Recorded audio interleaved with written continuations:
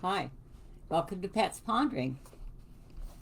I am again reading out of the Chicken Soup for the Soul. Well, that was funny because I love a good joke and laugh. Too many times we get stuck in such sad long days, so I wanted to make them big. This one is called The Hot Dogger.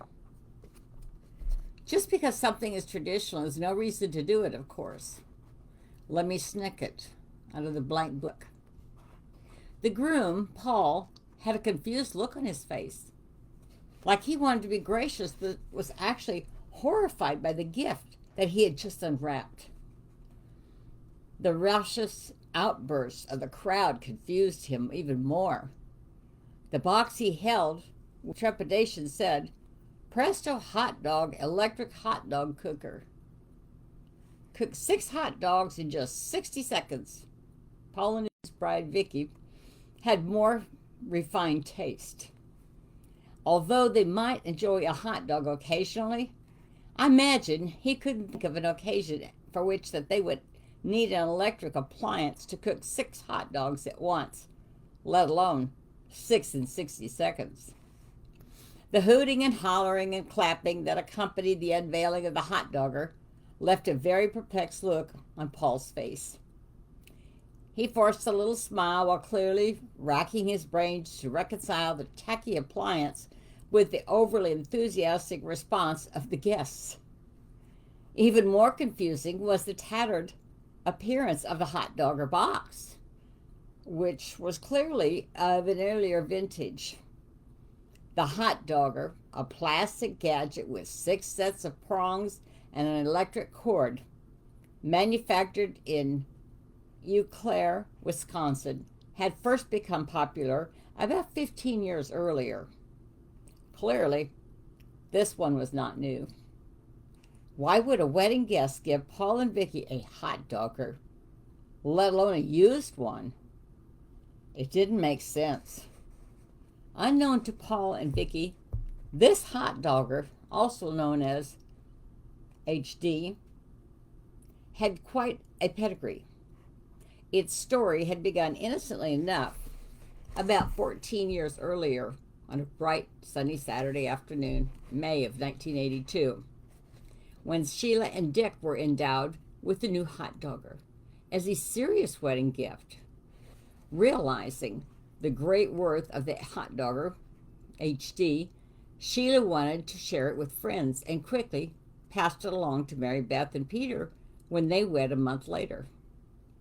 Thus, the legendary hot dogger's amazing journey had begun. In January of '83, Mary Beth and Peter bestowed the hot dogger on Patty and Neil on their wedding day. Just 5 months later, the HD was given to Lynn and Rick when they wed in June of '83. Later the same month, a record turnover rate that was hard to beat. Marge and Clarence received the HD on their wedding day. Next, Beth and Jim received the HD in September of '83.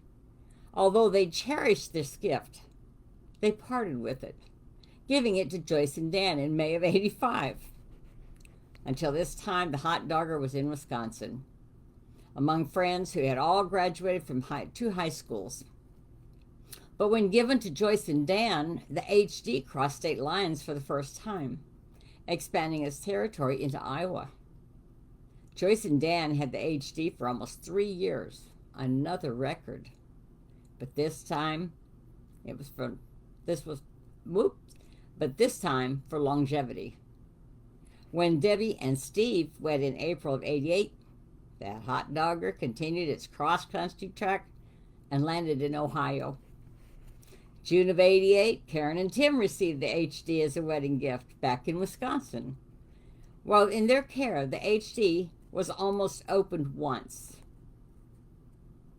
which would have broken the tradition of keeping it pristine in its original package.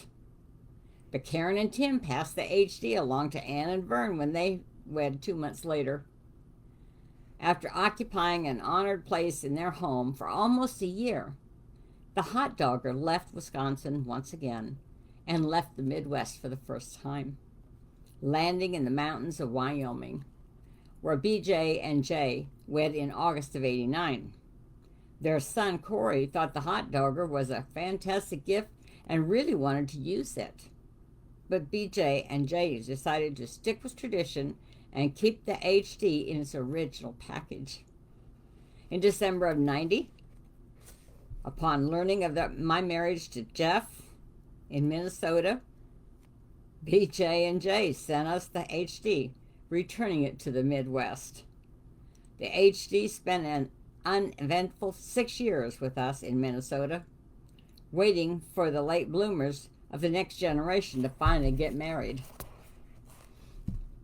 And that is how, in June of 1996, more than 14 years and a dozen couples after the hot dogger first appeared as a serious wedding gift, it was unveiled as Paul and Vicki opened gifts in Madison, Wisconsin. The hot dogger's appearance was greeted with much pleasure by the gathering of friends and family, some of whom had been its previous recipients. But although Vicki had gone to high school with the group who had shared the HD, she had been away at college, where she met Paul, and living out of state during the hot dogger's wedding gift dinner. Paul had never heard of the HD's legendary status, and nobody had warned him that it might appear as a wedding gift. Vicki's father, who loved hot dogs, eyed the HD with great anticipation, but her groom, Paul, eyed it with careful, veiled horror. When finally told of the hot dogger's history and true sentimental value, Paul appeared relieved that it was not a serious gift and that he didn't have to keep pretending to like it. For a moment, as we hooligans laughed uncontrollably while Paul unwrapped the white elephant, he must have wondered exactly what he had gotten himself into with this marriage. What kind of psychos did this Wisconsin people share anyway? Once again, the HD left the Midwest, as Vicki and Paul took it home with them to Texas, and then eventually to the West Coast when they moved to Oregon. They were the last of our generation to receive the hot dogger as a wedding gift, and held on to it for many years until the first couple of the next generation was wed. In August of 2007, Vicki shipped the HD back to me so I could give it to my niece, Joy, and her groom, James, on their wedding day. The last time I saw the HD is when they unwrapped it and took it with them to New Mexico to start a new life. Sometimes the most memorable gifts are not the most elaborate or expensive, but the gifts with the greatest stories, laughs, and traditions behind them. The very memorable hot dogger, which traveled thousands of miles to recipients in 8 states and served that purpose among our group of friends. I recently saw a similar hot dogger listed on eBay as vintage Presto hot dogger automatic hot dog cooker. Could it be the very same one? Bitten by nostalgia, I'm thinking about snatching it up and starting another round of gift giving just when my friends least expect it. That was written by Jenny Pavlik. That's funny. Families have different traditions. Why can't they be fun like that? And the other people know what it is, but the one that's receiving it doesn't know. In our family, my brother was stationed on Texas in the Navy. And he sent to my dad for Christmas. I think they came up for Christmas to Nebraska. And he gave my dad this big turd. It was polished and varnished and everything, and it was a pen holder. It had a pen and a pencil in it. And here was this turd.